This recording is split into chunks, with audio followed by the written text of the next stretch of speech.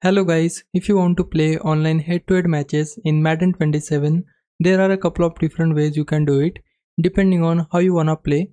If you are okay with using Ultimate Team, go to the main menu, select Ultimate Team, and then head into the play section. From there, choose head-to-head, and you can jump into online one-on-one games. You'll find different options here, including seasons, and ranked play becomes available as you progress and unlock it. So if you already play Ultimate Team, this is one of the easiest ways to get into head-to-head games.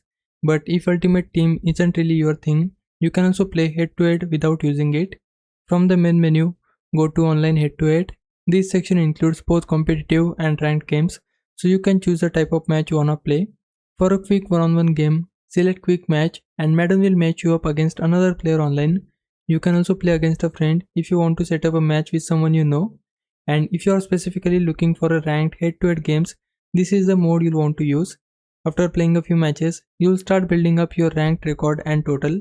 So that's how you can play head-to-head online matches in Madden NFL 27 either through Ultimate Team or directly through online head-to-head. Hope this helps. Leave a like and subscribe my channel. For now, thanks for watching.